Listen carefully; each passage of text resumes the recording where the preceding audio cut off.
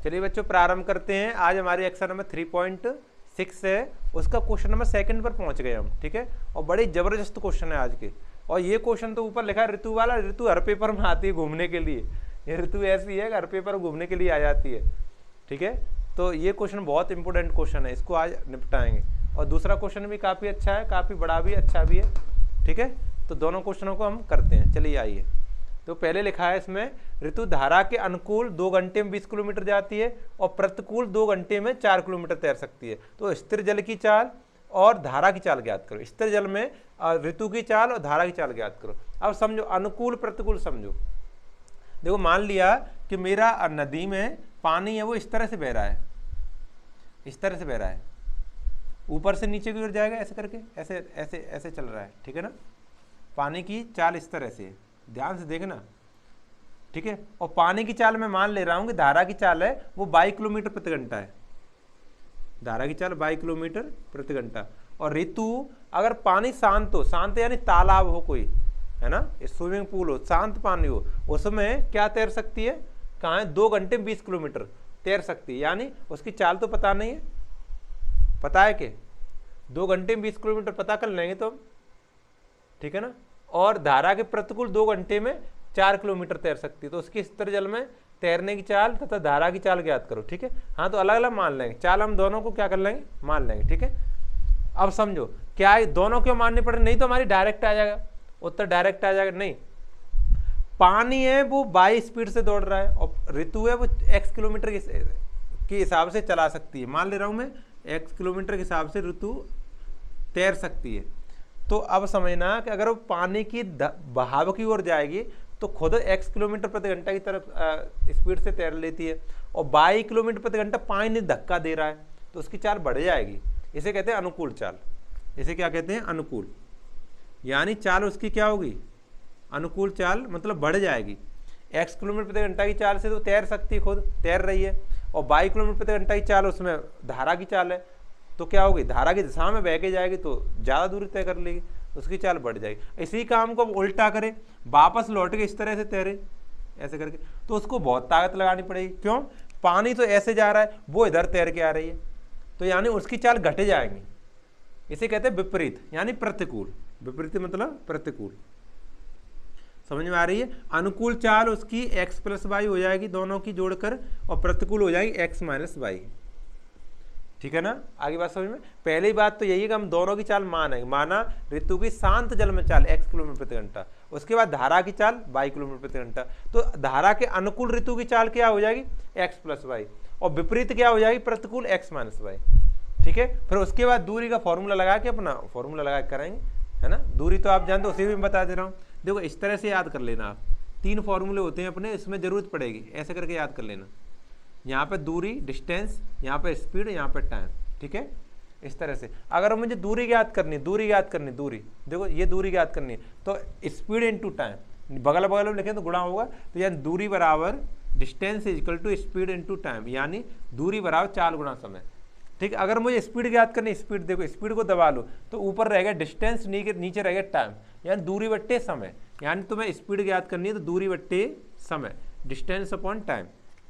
अगर मुझे टाइम ज्ञात करना है, देखो तो ऊपर क्या है डी और नीचे एस, मतलब डिस्टेंस अपॉन स्पीड, यानी टाइम ज्ञात करना है तो डिस्टेंस अपॉन स्पीड। ये 3 फॉर्मूले हैं, यही हमें काम देंगे। ठीक है ना, आ रही बात समझ में। और ये कंसेप्ट काम देगा। अनुकूल जाएंगे तो चाल जुड़ जाएंगे, और प्रतिकूल जाएंगे ऊपर की ओर जाएंगे, प्रतिकूल उल्टी धारा के विपरीत जाएंगे तो उसे क्या कहेंगे, घट जाएंगे। ठीक है ना, धारा के विपरीत, प्रतिकूल का मतलब धारा के विपरीत, अनुकूल का मतलब धारा के साथ में। बस इसको उठा के अब हम क्वेश्चन को हल करना शुरू करते हैं। ठीक है, देखो समझो, हम यहां से हल करेंगे क्वेश्चन नंबर 1 को। यहां से देखो, हम माना सबसे पहले, माना ऋतु की स्थिर जल में चाल, माना ऋतु की स्थिर जल में चाल,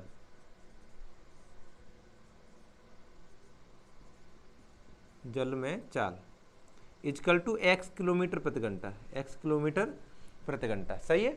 और देखो, और धारा की चाल, धारा की की चाल 22 किलोमीटर प्रति घंटा, 22 किलोमीटर प्रति घंटा, ठीक है ना। आगे बात समझ में। अब ऋतु की धारा के अनुकूल चाल, मतलब धारा की दिशा में कितनी हो जाएगी, x + 4। देखो ऋतु की धारा के अनुकूल चाल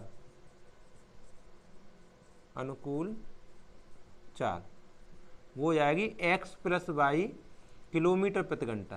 क्यों, ऋतु खुद तैर सकती है वो, और क्या कहते हैं धारा की चाल है वो, दोनों को प्लस कर लेंगे, ठीक है। वो जाएगी हमारे ऋतु की अनुकूल चाल। अब ऋतु की दूसरा आया अगर ऋतु की धारा के विपरीत यानी प्रतिकूल, इसे कहते हैं प्रतिकूल, विपरीत, उल्टी दिशा में विपरीत चाल, वो क्या हो जाएगी x - y। मैंने अभी समझा दिया है, विपरीत मतलब उल्टी दिशा में वापस आएंगे तो चाल हमारी घट जाएगी, ताकत ज़्यादा लगानी पड़ेगी, और धारा की दिशा में मतलब ऐसे समझो ढकते हुए चले जाएंगे तो उसमें चालें जुड़ जाएंगी, ठीक है ना। दोनों बात समझ में आई। अब पहली कंडीशन पढ़ेंगे। अब ये कह रहा है कि 2 घंटे में 20 किलोमीटर जाती है, 2 घंटे में कितनी जाती है, 20 किलोमीटर जाती है, ठीक है। और अनुकूल चाल, अनुकूल ये लिखा है इसमें, ऋतु 2 घंटे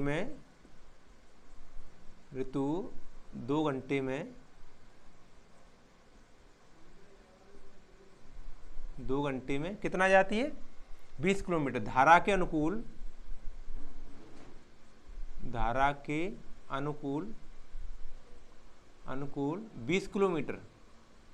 20 किलोमीटर तैरती है, तैर के पहुंचती है ना। 2 घंटे में 20 किलोमीटर। तो अब आप लगाएंगे समय का फॉर्मूला। जो समय इसमें दिया है, समय दिया 2 घंटा, क्या दिया है 2 घंटे, ठीक है ना। समय का फॉर्मूला क्या होता है, समय का फॉर्मूला तो दूरी बट्टे चाल, ये तो यहाँ से शॉर्ट में याद करो, यहाँ से शॉर्ट में। समय मेरा कहाँ है, टी, ये रहा, टी को दबाओ थोड़ा सा तो डिस्टेंस ऊपर रह गया, स्पीड नीचे रह गया। देखो डिस्टेंस अपॉन स्पीड मतलब दूरी बट्टे चाल, है ना, बराबर 2। अब अनुकूल देखेंगे, अनुकूल कितना गया है 20 किलोमीटर, तो 20 लिखेंगे यहाँ पर। और अनुकूल चाल कितनी है, देखो अनुकूल चाल क्या है, x + y, तो नीचे लिखेंगे x + y बराबर 2। 2 के नीचे 1 लगा लो ऐसे, बस क्रॉस मल्टीप्लाई करके हम एक समीकरण बनाएंगे, ठीक है। 2 से पहले 20 को काटो, 2 से 10 बार, तो सरल हो जाएगा थोड़ा, 10/x + y और बराबर 1/1, ठीक है। क्रॉस मल्टीप्लाई करो, यहाँ से क्रॉस मल्टीप्लाई करें तो x + y बराबर 10, एक समीकरण बन गया हमारा, ठीक है ना, एक समीकरण बनेगा। अब आगे दूसरी कंडीशन ये कह रहा है, अब धारा के प्रतिकूल 2 घंटा में 4 किलोमीटर जा पाती है, जा ही पाएगी। धारा, पानी इधर धक्का लगा रहा, हम उधर तैर के जा रहे हैं, तो 2 घंटे में कम दूरी तय कर पाएंगे ना, है ना। तो वही कह रहा है, ऋतु 2 घंटे में, दूसरी कंडीशन, ऋतु 2 घंटे में धारा के प्रतिकूल लिख दे रहा हूं, प्रतिकूल शब्द आया तो प्रतिकूल लिख लेंगे, प्रतिकूल कितना 4 किलोमीटर तैर सकती है, तैर सकती है, चलो लिख दे रहा हूं। अच्छा, इसका अर्थ क्या है, देखो इसमें समय कितना लग रहा है, इसमें समय लग रहा है 4 घंटे, सॉरी 2 घंटे, समय तो 2 ही घंटे है, लेकिन समय का फॉर्मूला क्या है, दूरी बट्टे चाल। तो दूरी कितनी 4 किलोमीटर, चाल कितनी थी वो विपरीत x - y, तो यानी 4/x + y, x - y equal to 2/1 लगा लेंगे, और 2 से 4 को काट देंगे, 2 से 4 को काट देंगे, तो रह जाएगा 2/x - y और बराबर 1/1, ठीक। क्रॉस मल्टीप्लाई करेंगे ऐसे करके तो हमें प्राप्त हुआ x - y बराबर 2। ये समीकरण नंबर 2 आ गया समीकरण नंबर 2। अब 1 और 2 को हल कर लेंगे, बस विलोपन विधि से हल कर ले रहे हैं, आसानी से आंसर आ जाएगा, ठीक है। इस फॉर्मूले को मैं 18 हूँ, आप नोट कर लो, शॉर्ट में ऐसे याद करते हैं, बहुत जल्दी याद हो जाता है, ठीक है। समीकरण 1, 2 को मैं हल करूंगा विलोपन विधि से। तो हल करने के लिए ऐसा तो नहीं किसी में काटने के गुणा करना पड़े, कुछ नहीं करना पड़ रहा है। देखो 22 से 22 वैसे ही कटे, ये माइनस है ये प्लस है, आपस में वैसे ही कटे, इसको कहेंगे जोड़ने पर, समीकरण 1 और 2 को जोड़ने पर कट जाएंगे, ठीक है। समीकरण 1 और 2 को, ये यहाँ से अलग है, समीकरण 1 व 2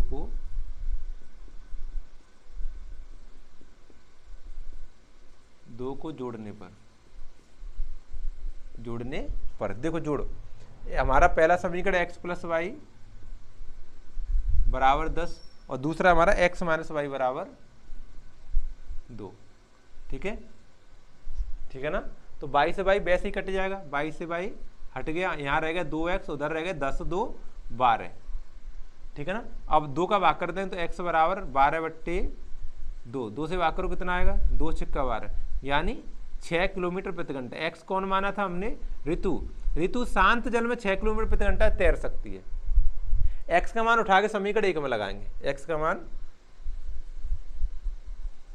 का मान समीकरण 1 में, ठीक है। एक क्या हमारा x + y बराबर 10, तो x के स्थान पर क्या लगाएंगे, 6 लगाएंगे, ठीक है। यहाँ पर 6 लगाएं, 6 + y बराबर 10, 6 प्लस का उधर जाके माइनस का, यानी y बराबर 10 माइनस का 6, तो y बराबर कितना आ गया 4 किलोमीटर प्रति घंटा। ये एक y हमने क्या माना था, y माना था धारा की चाल, तो धारा 4 किलोमीटर प्रति घंटा है, ठीक है ना, 4 किलोमीटर प्रति घंटा, ठीक है ना। हाँ देखो, तो अब आगे देखो क्या करना है हमें। हाँ हमारा आया ऋतु की शांत जल में चाल, अतः ऋतु की शांत जल में चाल,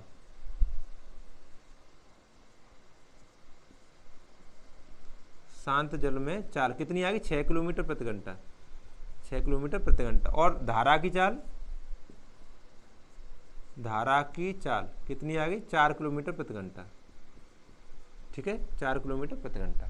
ये मोस्ट इंपोर्टेंट क्वेश्चन है, ध्यान रखना, अच्छा क्वेश्चन है, अच्छा खासा क्वेश्चन है। स्क्रीनशॉट ले लो या फिर वीडियो बंद करके नोट कर लो, ठीक है ना। चलो अगला देखते हैं, क्वेश्चन नंबर 2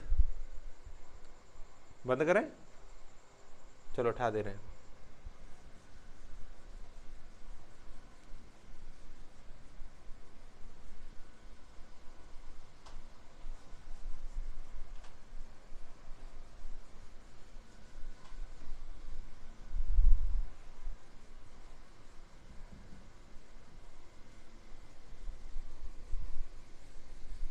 चलो क्वेश्चन नंबर 2 देखेंगे।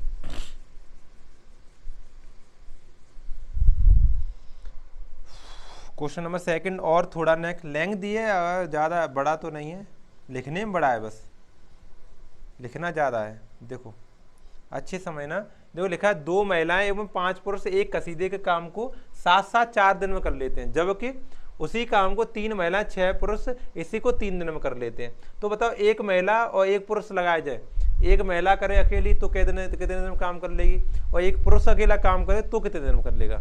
तो हमें पूछा क्या, एक महिला कितने दिनों में करेगी, एक पुरुष कितना करेगा। तो दोनों को मान ले रहे, माना एक कसीदे कार्य को एक महिला द्वारा किया गया करने में लगा समय x दिन, ठीक है ना, और ऐसे एक पुरुष द्वारा लगा समय y दिन, ठीक है ना। इस तरह से मानेंगे, मान के करेंगे। तो देखो अब 2 महिला द्वारा करेंगे तो 2 का गुणा कर लें, 2x हो जाएगा, है ना। और क्या कहते हैं, 5 पुरुषों द्वारा दिया 5 दिया तो 5x हो जाएगा, ऐसे कर लेंगे, इससे आसान हो जाएगा सवाल, ठीक है ना।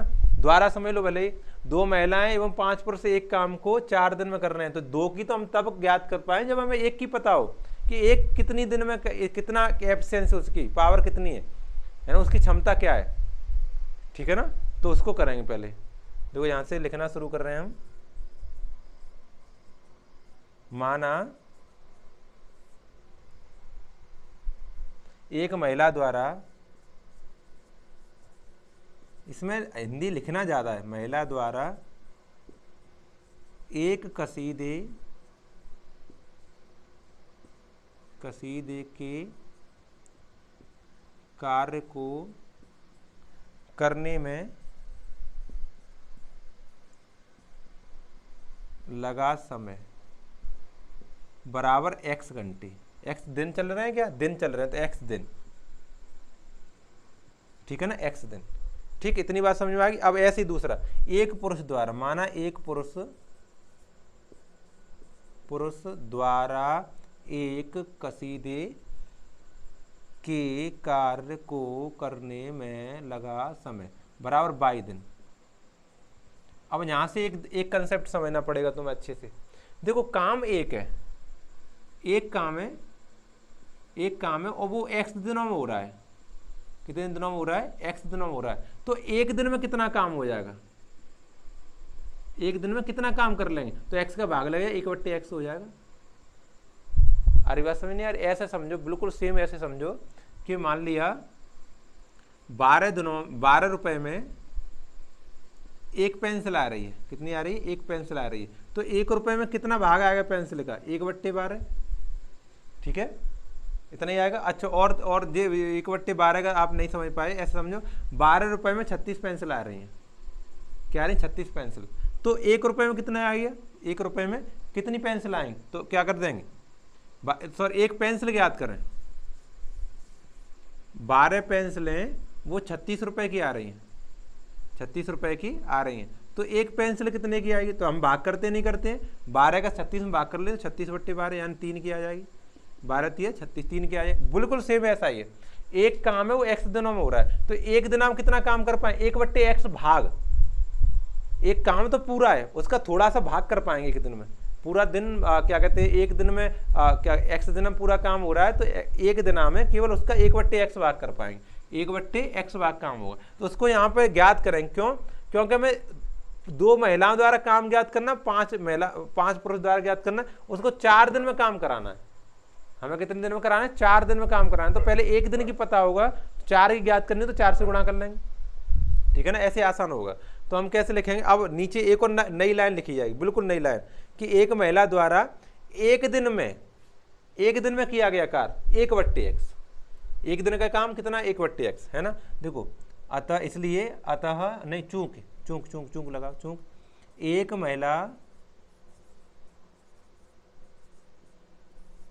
महिला द्वारा एक दिन में किया गया कार्य,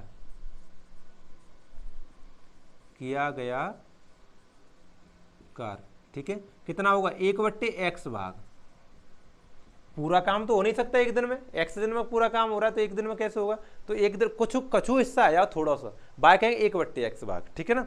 अच्छा ऐसे ही बिल्कुल सेम एक पुरुष द्वारा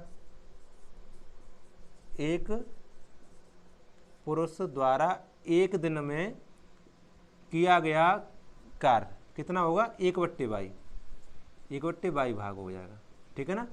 अब समझो, अब ध्यान से समझने की बात है कि एक महिला एक दिन में 1/x भाग काम कर देती है, तो दिया कितना हमें, 2 महिलाएं 5 पुरुष मिलकर एक काम को 4 दिन में करते हैं, 2 महिलाएं 5 पुरुष मिलकर, पहली कंडीशन में 4 दिन, गहराई समझना, ऐसे टेढ़ा मेढ़ा सवाल है, हर एक के बस की बात नहीं, 2 महिलाएं 5 पुरुष किसी काम को 4 दिन में कर रहे हैं, तो एक महिला एक दिन में 1/x कर रही है, तो 2 महिलाएं एक दिन में 2/x काम कर लेंगी, एक महिला एक दिन में 1/x भाग कार्य कर रही है, तो 2 महिलाएं एक ही दिन में 2/x भाग कार्य कर रही है, ऐसी 5 पुरुष, एक पुरुष एक दिन में 1/22 भाग कार्य कर रहे हैं, तो 5 पुरुष एक दिन में 5/22 भाग कार्य कर लेंगे।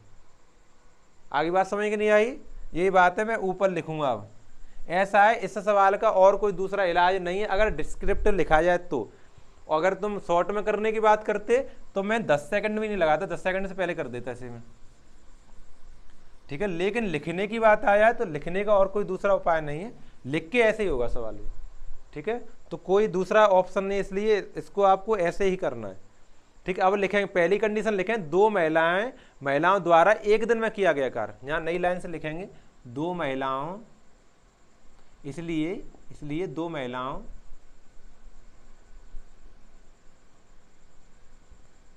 द्वारा एक दिन में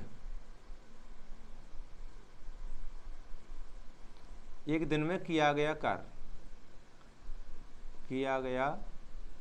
कार्य कितना हो, 2/x, कितना हो जाएगा, 2/x भाग, ठीक है। और इसी प्रकार से इसलिए 5 पुरुषों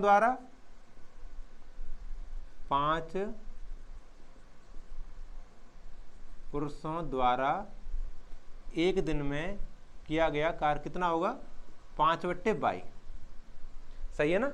अब देखो, 2 महिलाएं 5 पुरुष मिलकर 4 दिन में काम कर देते हैं, यानी 4 दिन का कार्य है, 4 दिन का कार्य है वो कितना है, एक काम, 4 दिन का एक काम है, बिल्कुल वो एक है, ठीक है ना। 4 दिन का काम कितना, एक है, तो एक दिन का काम कितना होगा, बड़ा टेक्निकल क्वेश्चन है, एक दिन का कार्य कितना होगा, 1/4 है ना। अभी बताया था 12 पेंसिलें 36 रुपए की आ रही, तो एक पेंसिल कितने, 12 का भाग किया था, नहीं किया था, बिल्कुल सेम, 4 दिन का कार्य 1 है तो 1 दिन का कार्य 1/4 भाग, चौथाई भाग। अगर मैं क्या कहते हैं क्या कहते हैं, एक कॉपी समझ लो, किताब समझ, एक किताब को 4 दिन में पढ़ लेता हूं तो 1 दिन में कितना पढ़ूंगा, उसका चौथा ही भाग पढ़ लूँ 1/4। तो सेम ऐसे ही बिल्कुल 4 दिन में काम 1 हो जाता है तो 1 दिन में काम 1/4 भाग होगा। अब 1 दिन का काम है पता है, देखो समझो, 2 महिलाओं का 1 दिन का कार्य 2/x और 5 पुरुषों का 1 दिन का कार्य 5/y। तो बस यही तो लिखना है मुझे, यहाँ पर 2/x प्लस 5/y दोनों मिलकर 1/4 दिन, 4 दिनों में कर रहे हैं ना, दोनों साथ साथ मिलकर 4 दिनों में पूरा कर रहे हैं। यहाँ लिख भी दे रहा हूं, चलो दोनों का 4 दिनों का कार्य, दोनों का 4 दिन का कार्य, 4 दिनों का काम है, एक काम करते हैं 4 दिन में, ठीक है ना। तो 1 दिन में कितना करें 1/4 और 1 दिन का काम कितना 2 महिलाओं का 2/x और 5 पुरुषों 5/y। एक समीकरण बनाए, हिम्मत करके एक समीकरण बना पाया है। दूसरी बात, अब दूसरी कंडीशन पढ़ेंगे। अब कह रहा है इसी कार्य को 3 महिलाएं 6 पुरुष करें तो 3 नाम कर लेते हैं। तो एक महिला का तो हमें पता है, एक महिला 1 दिन में 1/x कर रही, तो अब हम 3 का ज्ञात कर लें। 3 महिलाओं द्वारा 1 दिन में किया गया कार्य, 3 महिलाओं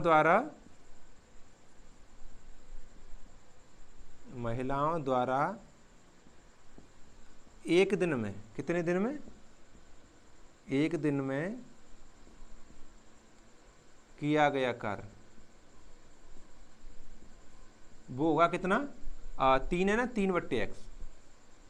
एक महिला 1/x भाग कार्य कर रही है तो 3 महिला 3/x भाग कार्य कर लेंगे। ऐसे कितने 6 पुरुष, 6 पुरुषों द्वारा 1 दिन में किया गया कार्य बराबर 6/y, ठीक है। और ये दोनों लोग मिलकर कितने दिनों में कर रहे हैं 3 दिनों में, दोनों का है ना, दोनों का कितने दिन का कार्य 3 दिन का कार्य, 3 दिन का कार्य कितना है वो 1, 3 दिन आप एक काम कर लेते, जो भी दिया उसने, मान ली खेत काटने के लिए दिया तो उसने 1 खेत काट दिया, 1 ड्राम पानी भरने के लिए दिया तो 1 ड्राम पानी भर दिया, समझो। 1 को पेज लिखने के लिए दिया तो 1 पेज लिख दिया, ये काम है। समझ आ रहा है कि नहीं आ रहा है। तो 3 दिनों में 1 काम कर लेते हैं तो 1 दिन में कितना करेंगे फिर, 1 दिन का कार्य, 1 दिन का कार्य होगा 1/3 भाग, 1/3 भाग कार्य होगा। अब 1 दिन का हमें पता है, देखो 3 महिला 1 दिन 3/x करती हैं और 6 पुरुष एक दिन में 6/y करते हैं। तो इनको लिख लें 3/x plus 6/y equal to 1/3। ये हमारा समीकरण नंबर 2 हो गया।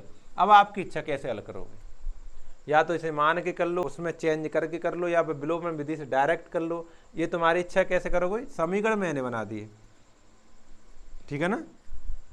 अरे बस अब मैं विलोपन विधि से हल कर दूं, इसको बताओ आप कहो तो।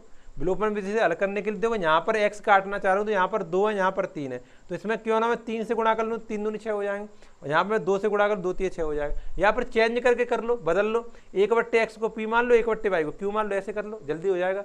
गुणा फिर भी करना पड़ेगा, पर ध्यान रखना वैसे बिना गुणा किए नहीं होगा, ठीक है। तो चेंज कर ले रहे हैं, यहाँ मान ले रहे हैं, एक बार मिटाना पड़ेगा फिर नोट करना आप, ठीक है। माना 1/x बराबर p, ठीक है ना, और 1/y बराबर q, ऐसे हम मान लेंगे। इसको समीकरण डालेंगे, समीकरण नंबर 3 और समीकरण नंबर 4 डाल लिया। अब समझो ध्यान से,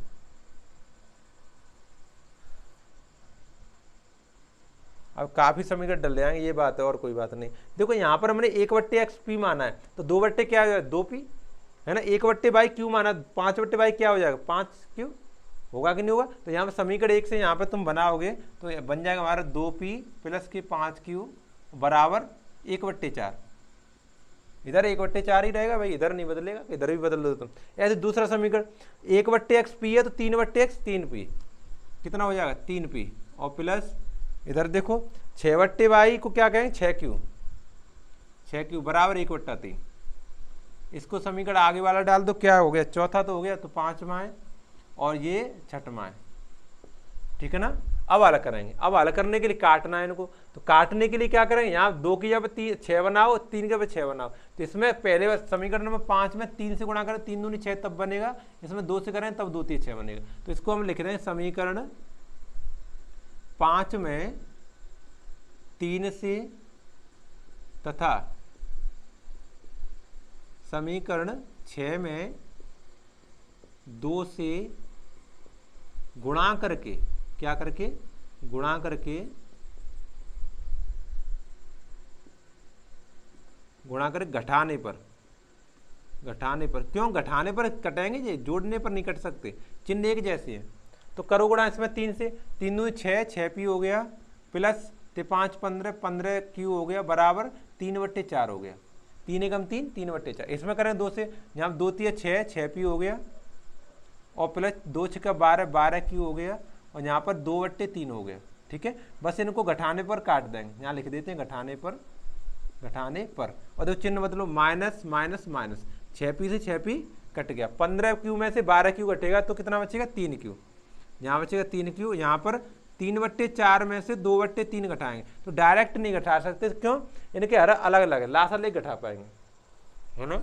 इसके हम लासा लेके घटाएंगे। देखो 3q बराबर 4 का 3 का लासा लेंगे, 12 आएगा।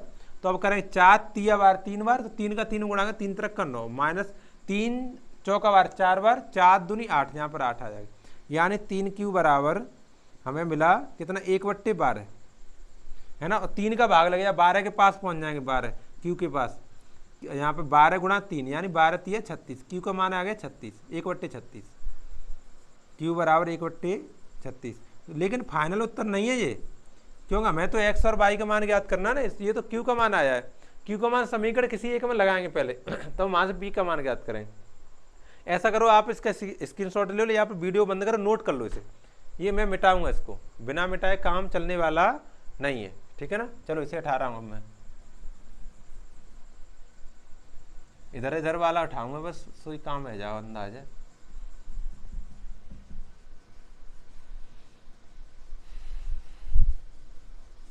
देखो समझे, यही अलग करते हैं। क्यू का मान समीकरण 1 में लगा, के के मैंने क्या नाम है, 5 में, क्यू का मान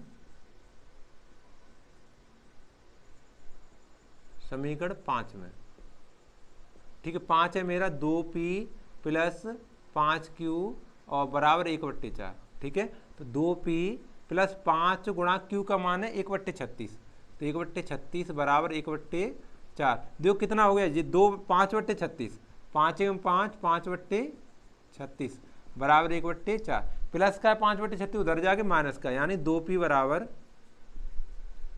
1/4 माइनस के 5/36, लासा ले लो इनका, 2p बराबर 4 का 36 का लासा लेंगे, 36 आ जाएगा, 4 निम्मा 36 9 बार तो 9 आएगा यहाँ पर, माइनस 36 एकम 36 एक बार तो यहाँ पर आएंगे 5, ठीक है ना। 2p बराबर कितना बचा, 4/36, सही है ना। 4 से काट दो, 4 एकम 4, 4 निम्न 36, यानी 2p बराबर 1/9, 1/9 हो गया। अब 2 का इधर भाग में 9 के पास चला जाएगा 2, है ना। तो अब कहाँ करें भाई, जगह जगह का क्या करूँ मैं, p बराबर, ये हकीकत में सवाल बड़ा है, ऐसा नहीं मैंने कर दिया है, सवाल बड़ा है, उसने चेंज करने के लिए और बोल दिया था, नहीं तो मैं जल्दी भी कर देता। इसलिए देखो समस्या और रैखिक समीकरण में व्यक्त करो पहले, तो अब ये व्यक्त कर पाए थे, यहाँ तक हमने ये इसको व्यक्त किया, उसके बाद इसको हल किया, इसलिए थोड़ा ज़्यादा बड़ा हो गया, ठीक है। अब मैं उधर वाला उठा रहा हूँ, नोट कर लो आप, पूरा उठा रहा हूँ मैं, क्योंकि अब हमें ज़रूरत नहीं पड़ेगी। अब ज़रूरत पड़ेगी, यहाँ पर माना था उसकी, क्या माना था, 1/x को हमने p माना था, 1/y को q माना था, p q आए, बस बात खत्म कर देंगे, ठीक है। समीकरण भी मुझे याद है कौन सा था, 3 और 4 माना था मेरे ख्याल से, हाँ वो भी लिखने पड़ेंगे। इसलिए देखो p का मान आ गया, q का मान आ गया, लो मैं q का मान मिटा भी दिया, कोई नहीं। अब समीकरण 3 से, समीकरण 3 से हमने माना था 1/x बराबर p, और p का मान हमने ज्ञात कर लिया 1/18, तो 1/x बराबर 1/18, यानी क्रॉस मल्टीप्लाई करोगे तो x बराबर 18, 18 दिन में कर लेंगे। कौन को है भैया जी 18 दिन में करने वाला, महिला ही तो मानी थी x, हाँ अच्छा, तो बहुत बढ़िया, आगे देखेंगे। अब हमने दूसरा समीकरण 4 माना था, समीकरण 4 से वो माना था मैंने 1/y बराबर q, ठीक है। q का मान अभी यहाँ पे आया था 36, 1/36, 1/36, क्रॉस मल्टीप्लाई करेंगे, है ना, क्रॉस मल्टीप्लाई करें तो y का मान 36 आया, 36 दिन। ये 36 कौन माना था भैया हमने, y कौन माना था, है ना, y माना था पुरुष, यानी एक महिला तो 18 दिन में काम कर सकती है, उसी काम को जो मिल के कर रहे हैं ये लोग, उसी काम को एक महिला तो 18 दिन में कर सकती है और पुरुष हैं वो 36 दिन में कर सकते हैं। तो एक महिला, अब मैं पूरा नहीं लिख रहा हूँ, लिख लेना, एक महिला द्वारा किया गया कार्य 18 दिन में, ठीक है। और एक पुरुष द्वारा किया गया कार्य, एक कार्य को, कसीदे के कार्य को लगा समय 36 दिन, ऐसे लिख लेना। एक महिला को एक कसीदे कार्य को करने में लगा समय 18 दिन और एक पुरुष को एक कसीदे कार्य को करने में लगा समय 36 दिन, ठीक है। नोट कर सकते हैं आप, इतना बड़ा क्वेश्चन था ये, इसमें मेरा कोई दोष नहीं है, ठीक है। ये दोष सारा सवाल का, ये इतना बड़ा क्वेश्चन था, इसका कोई दूसरा ऑप्शन नहीं है, इसलिए आपको इतना करना ही करना है, ठीक है। चलो तब तक के लिए आप हमारे साथ जुड़े रहें और अध्ययन करते रहें। पीछे वाले लेक्चर्स देख लो, पीछे वाला कुछ छूट रहा है उसमें देखो, और अपना सिलेबस धीरे धीरे कंप्लीट करो, ठीक है। चलो यहीं समाप्त करते हैं।